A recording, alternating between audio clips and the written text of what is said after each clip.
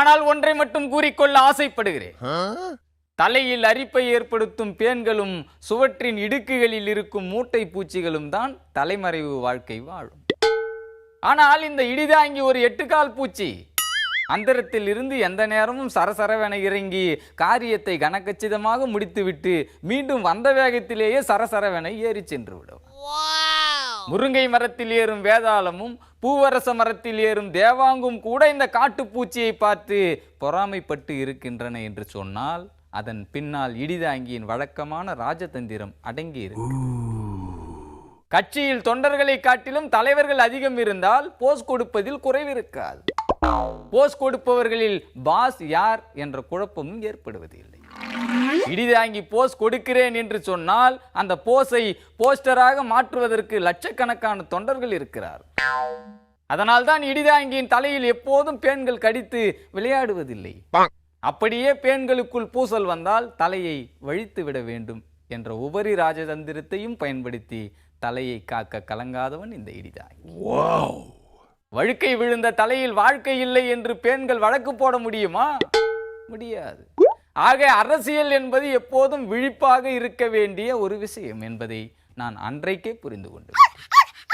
நாட்டில் என்ன பிரச்சனை ஏற்பட்டாலும் அதை பற்றி இடிதாங்கிக்கு கவலை இல்லை. பிரச்சனை ஏற்படும் போதெல்லாம் அந்த பிரச்சனையை எனக்கு சாதகமாக மாற்றுவது எப்படி என்பதுதான் முக்கியம். இது பின்னவீனத்துவ அரசியல் என்று இடிதாங்கி தனது டேஷ்போர்டில் பின்குத்தி வைத்திருக்கிறார். எந்த கல்லால் அடித்தால் நாய் பயந்து பம்மும் என்றும், வேட்டி எப்படி தடுக்கினால் அதே நாயால் விரட்டப்படுவேன் என்றறியும் சடுகுடு ஆட்டம் தான் அரசியல். நாய் பின்னங்காலை தூக்குவதற்கு பின்னாலும் இடிதாங்கி பின் தொண்டையை தூக்குவதற்கு பின்னாலும் காரணங்கள் இருக்கிறது என்பதை நீங்கள் அறிந்து கொள்ள வேண்டும். அதனால்தான் இந்த ராஜமூலையை கடன் வாங்கி சென்றிருக்கும் டொனால்ட் ட்ரம்ப் இப்போது சென்ற இடத்திலெல்லாம் இடிதாங்கியின் காய்களை சிறப்பாக நகர்த்தி கொண்டிருப்பதாக அறிகிறேன். அதனால்தான் சொந்த கட்சியினராலேயே கல்லடியும் சொல்லடியும் பட்டு தலைப்புச் செய்திகளில் இடிதாங்கிக்கு நிகராக இடம் பிடித்திருக்கிறார். ஒரு விரலின் பாதி சைஸில் உள்ள பேட்டரிக்கே பிளஸ் மைனஸ் இருக்கும் போது அரசியலின் அடி ஆழம் கண்ட இந்த ட்ரம்புக்கும் பிளஸ் மைனஸ் இருக்கத்தானே செய்யும் என்பதை ஹிலாரியே புரிந்து கொண்டு விட்டார் என்றால் இனி ட்ரம்பின் தோல்வியை யாராலும் தடுத்து விட முடியாது. ஆக ட்ரம்புக்கு கொடுத்த பெருமூளை உள்ளாட்சி தேர்தல் வரும்போது திரும்ப கிடைத்து விடும் என்ற நம்பிக்கை எனக்கு இருக்கிறது.